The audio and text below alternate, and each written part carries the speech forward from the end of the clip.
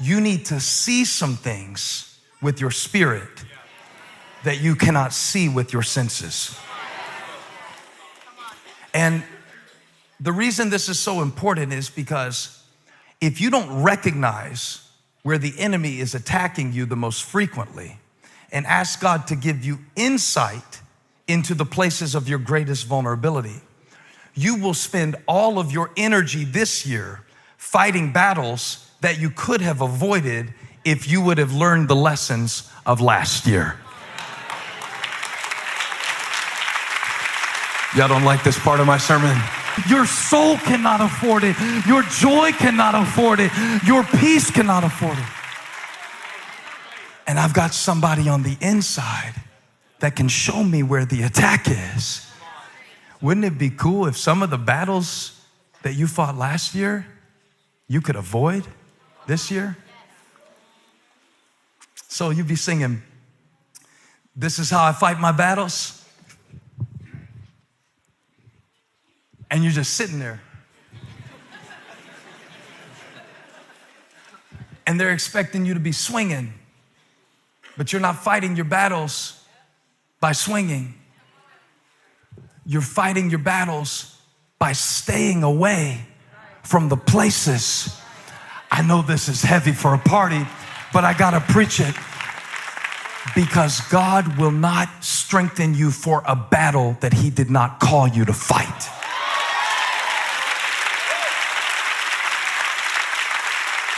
So you've got to let go this year of the need to prove things to people, because that is not a battle God has called you to fight.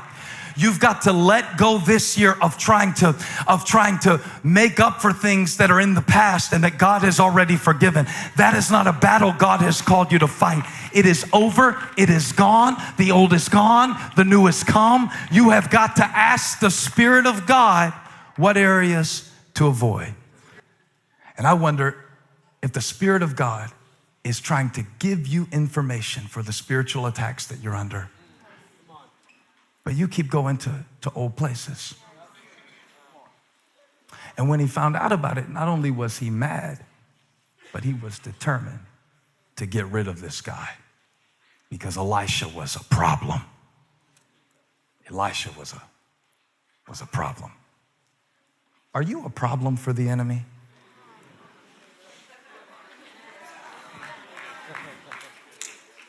I'm gonna tell you how you can know if you are. If nothing ever goes wrong in your life and you never burn the toast,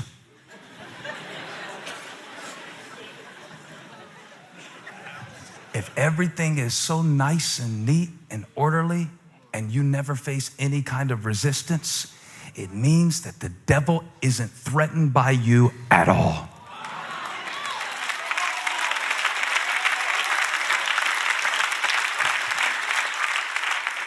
And here's how I know that from the text, because again, we often perceive that the presence of God is proven by the absence of problems, right?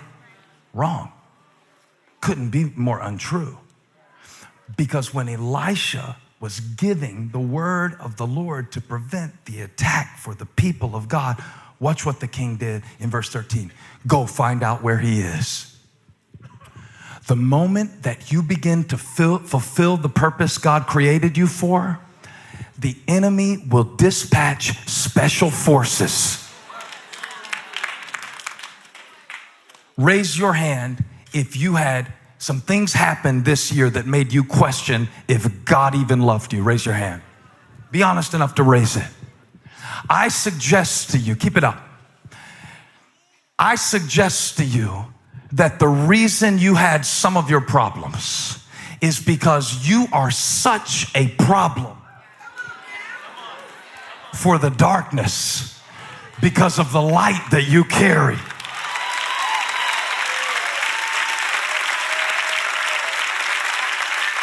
Somebody shout, I'm a problem. So let me tell you how you can prove that God is with you, okay? The way that you can prove that God is with you is not by the fact that nothing bad ever happens to you. The proof, my mom used to say, the proof is in the pudding. Well, I found out when it comes to the things of God, the proof is in the problem. How do I know that God is using me and that He has great plans for me? How do I know that God has put a big calling on my life? How do I know that God has something outstanding for my future? I know the size of my calling by the size of my problem. Y'all shout if you've been through something this year.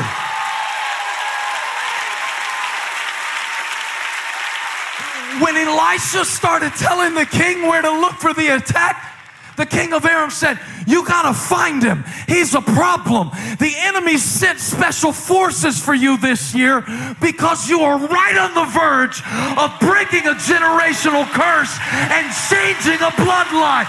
You're a problem for the darkness. My apprehension with the smaller numbers is simply, what does that tell the consumer? What is the message that the consumer gets by that value?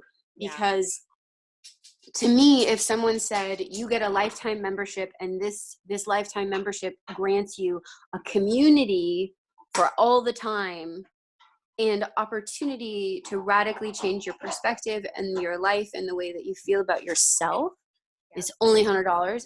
Where's the lie? You're right. Where's the con?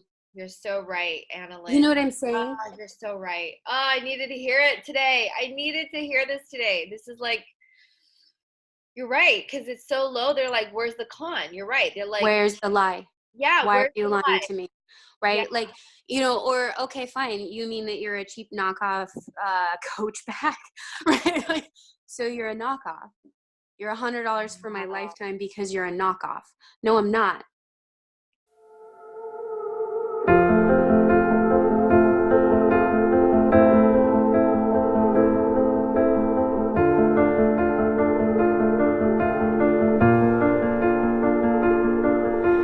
I keep fighting voices in my mind that say I'm not enough.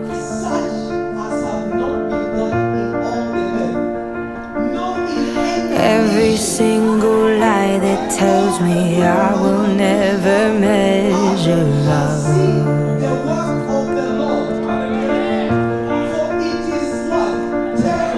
Am I more than just the sum of every high and every low?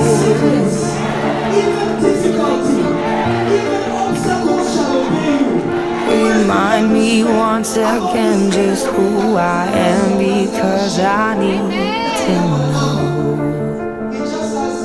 Ooh, you say I'm loved when I can't feel a thing. You say I'm strong when I think I'm weak.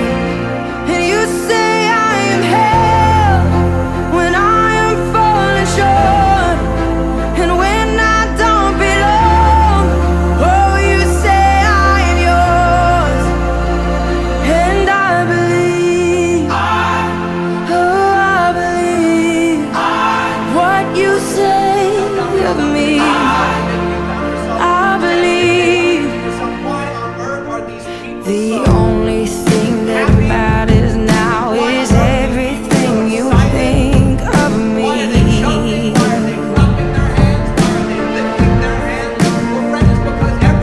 In you I find my worth, in you I find my identity.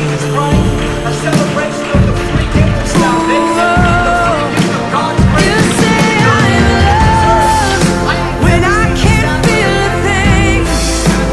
You say I'm strong when I think I'm weak. And you say I am held when I am falling short. When I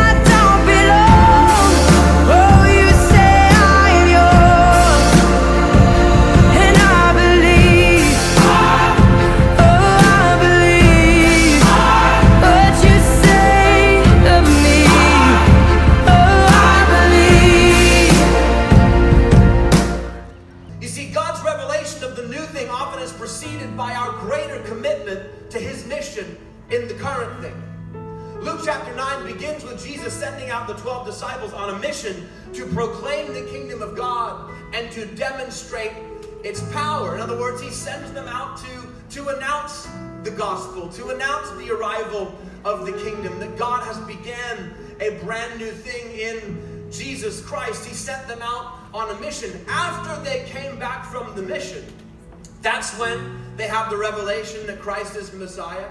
That's when Peter, James, and John get to witness this glorious event called the Transfiguration. But they only got that greater revelation after a period of greater commitment. The enemy will use anything to get to your faith. What he's after is your relationship with God. But he will use the pigs to get you to push away the presence of God. He knows exactly where you're vulnerable. Guess where you're the most vulnerable? Wherever you place the greatest value. These pigs were worth $2 million in modern money. He said, if I can get in the pigs and make the pigs drown in the water, the people will be so afraid because they lost their pigs that they will send Jesus away. I wonder where the enemy attacked you. I bet it was in the place of your greatest value. But guess what? I got good news. He only attacks what's valuable. So if he has attacked you lately, get ready to shout. Guess what that means about you? You must be important.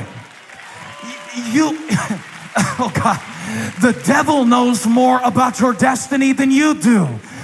There must be something on your life.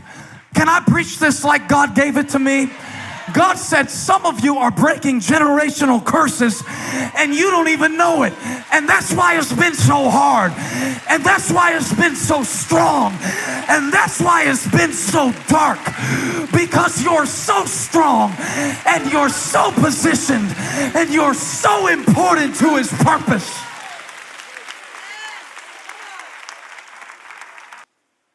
And the brother is clothed and in his right mind. And he's amazed. And he's grateful.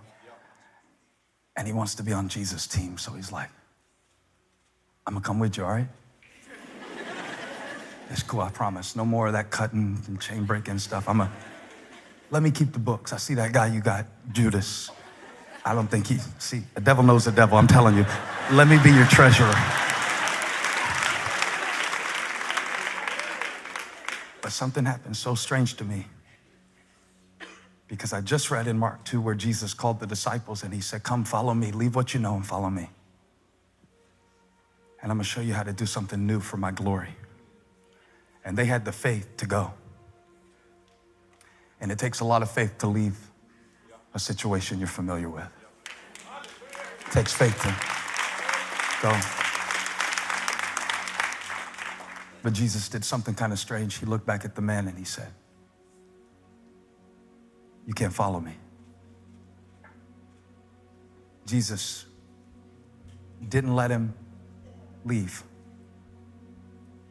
but said, I need you to go home to the same situation that I delivered you in. I'm not going to take you out of it. I took it out of you.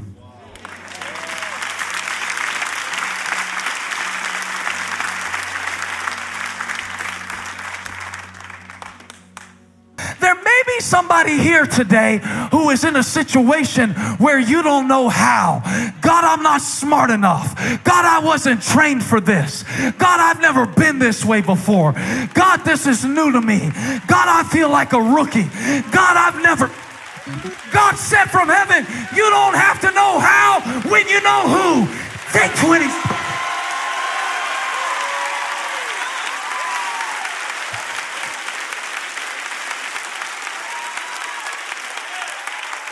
Come on, 5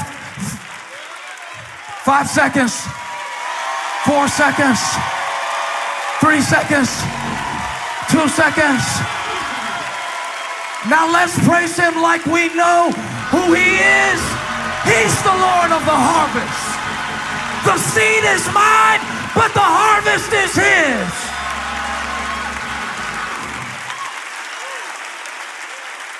And I don't have to know. I just gotta sow. Don't let what you don't know keep you from sowing. The farmer didn't know how it was going to happen, but he knew what to do. I got to keep sowing. I got to keep praying. I got to keep believing. I got to stay in this house. I got to be present. I got to show up. All I got to do is sow. Taking all I have and now I'm laying it at your feet.